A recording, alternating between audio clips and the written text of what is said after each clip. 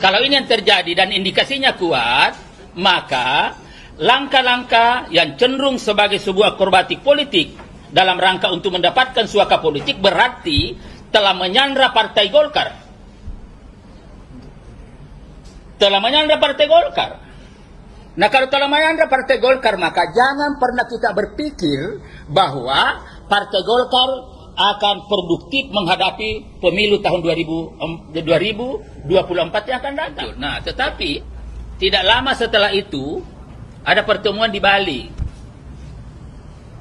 Nah, di Bali mestinya kalau memang mau konsisten terhadap kesepahaman yang dibicarakan dalam pertemuan dengan Mbak Puan, itu kan mestinya secara khusus untuk mengkomunikasikan kepada DPD 1 yang pada waktu itu dihadiri 37 ketua dan satu diantaranya itu adalah diwakili. Ya, sehingga bahwa 38 betul, 38 DPD tetapi diwakili ketuanya. Nah, saudara sekalian, ternyata di dalam forum itu berkembang lagi aspirasi-aspirasi lain. Sehingga kita lihat bahwa ada pernyataan ya beberapa ketua DPD 1 ya pada waktu itu yang juga menyampaikan aspirasi dukungan kepada ya dan untuk bekerja sama dengan Partai Gerindra. Nah, ini kan sesuatu yang menurut pandangan saya ini adalah sebuah akrobatik politik. Kalau ingin garis lurus, mestinya kan apa yang dibicarakan bersama dengan Mbak Puan itu dimatangkan di sana sebagai masukan kepada tim teknis. Tapi kan ini tidak, malah ada pernyataan-pernyataan lain. Nah, itu yang saya katakan untuk menggambarkan langkah-langkah ini itu istilah mungkin yang paling mendekati dengan realitas sosial yang ada itu adalah akrobatik politik. Nah, ini yang kita soroti. Nah, saudara sekalian, kalau ini dimaknai sebuah akrobatik politik, ini sangat disayangkan karena pasti ini akan mengganggu keharmonisan komunikasi politik untuk produktif. Jadi ini mengganggu keharmonisan. Ya, keharmonisan artinya teman-teman dari PDIP yang pada waktu itu Mbak Puan yang bersama-sama datang dan dengan tulus tentunya ingin betul-betul ada suasana kebatinan yang terbangun, ada komunikasi harmonis yang lebih produktif lagi. Ternyata di Bali seperti itu. Maka diakui atau tidak diakui, yang tadinya punya niat baik, ini bisa saja ada semacam dalam tanda kutip kekecewaan politik. Ya, ada kekecewaan politik. Kenapa? Karena ini pasti ada penilaian bahwa ini Golkar akrobatik apa lagi yang dimainkan. Nah, itu tidak konsisten. Dan ini kan kabinet ini tidak garis lurus. Nah, oleh karena itu, terus terang saja sebagai orang yang malah menintang di Partai Golkar, saya bertanya selanjutnya, kalau ini ada indikasi akrobatik politik, akrobatik untuk apa? Apakah betul langkah-langkah politik yang dilakukan itu ada dalam rangka untuk membentuk sebuah koalisi politik ke depan, baik untuk menghadapi Pilpres maupun untuk menghadapi yang lain, ya? Ya, apakah ini koalisi politik yang dimasukkan atau hanya sekedar kiri kanan lalu yang diinginkan sebenarnya di balik itu adalah suaka politik? Nah, kalau koalisi politik berarti institusi yang main. Tetapi kalau bicara tentang suaka politik berarti bagaimana masalah mungkin, nah ini ya mungkin saja kalau suaka politik itu ada keterkaitan dengan masalah-masalah yang dihadapi oleh ketua umum. Ya, baik di kejaksaan maupun di KPK.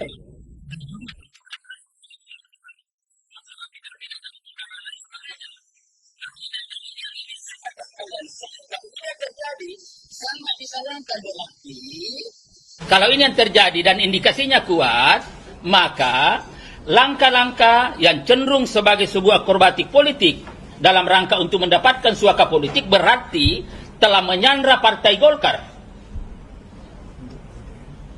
Telah menyandra Partai Golkar. Nah, kalau telah menyandra Partai Golkar, maka jangan pernah kita berpikir bahwa Partai Golkar akan produktif menghadapi pemilu tahun 2024 yang akan datang.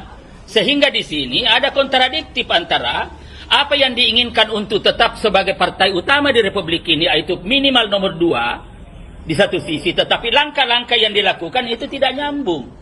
Hanya akrobatik politik, ya indikasi suaka politik, bukan koalisi, dan karena itu telah menyandra Partai Golkar. Kalau Golkar tersandra, berarti tidak lagi secara bebas melakukan kegiatan-kegiatan dan program-program politik untuk dapat memberikan kontribusi terhadap pemenangan partai ke depan.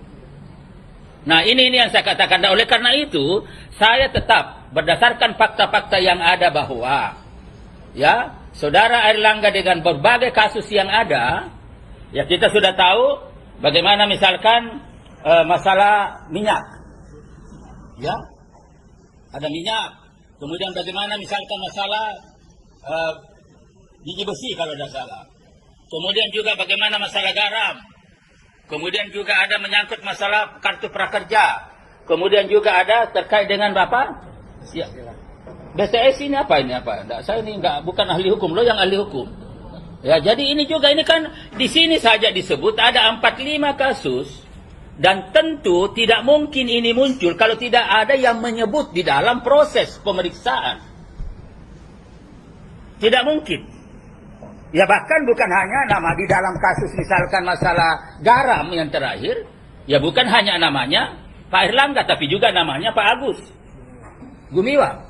Nah ini kan semua. Nah kalau misalkan ini kita biarkan begitu, ya biarkan begitu, maka ini jelas-jelas tidak lagi cukup untuk melakukan suatu langkah-langkah untuk mengatasi dalam jangka waktu 8 bulan ke depan.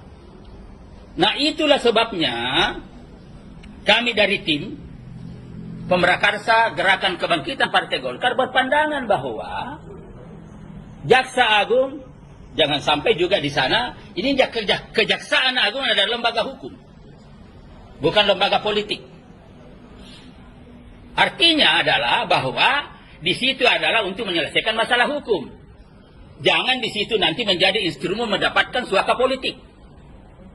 Itulah maksudnya. Jadi ini jangan ini lembaga hukum. Artinya kalau lembaga hukum maka diproses sesuai dengan fakta-fakta hukum yang ada, apa yang sudah memenuhi alat bukti atau tidak, dan menurut ini kita di tim Pemrakarsa Gerakan Kebangkitan Partai Golkar telah berkumpul lebih dari 30 orang dari pengacara dan sudah melakukan kajian secara mendalam yang intinya adalah bahwa ada banyak fakta hukum yang itu bisa menjadi alat bukti, dan ini sudah cukup sebenarnya. Nah kalau ini sudah cukup, maka ditambah lagi apa yang disampaikan oleh Pak Jokowi, Presiden. Kata beliau adalah bahwa apabila ada anggota kabinet saya, kata Pak Jokowi, yang tersangkut hukum, lalu kemudian dipanggil oleh penegak hukum, apakah itu kepolisian, apakah itu kejaksaan, atau KPK, maka harus hadir, harus memenuhi. Nah tentu kelanjutan daripada itu, kalau masalah atau kasus-kasus yang ada sudah cukup bukti, maka tidak ada alasan bagi Kejaksaan Agung untuk tidak mempercepat. Nah bagi kami terus terang saja, percepatan ya penyelesaian masalah ini, apakah lanjut atau tidak, itu lebih menguntungkan Partai Golkar.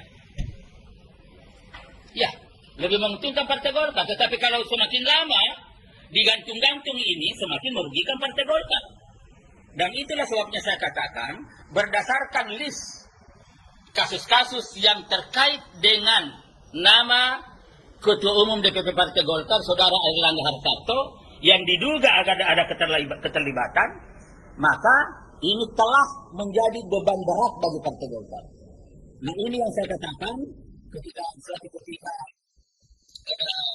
ditanya wartawan, saya katakan begini, bahwa teman-teman DPD 1 itu supaya ada semacam kesadaran kolektif. Ya tidak lagi ada loyalitas emosional. Tetapi yang kita inginkan di sini adalah loyalitas rasional. Loyalitas rasional itu adalah sebuah loyalitas yang terbangun ya berdasarkan pada fakta-fakta real dan logik. Jangan dikait-kaitkan bahwa nanti bagaimana kaitannya dengan caleg, bagaimana kaitannya dengan masalah kepemimpinan, tidak bisa. Yang kita inginkan di sini kalau mau produktif adalah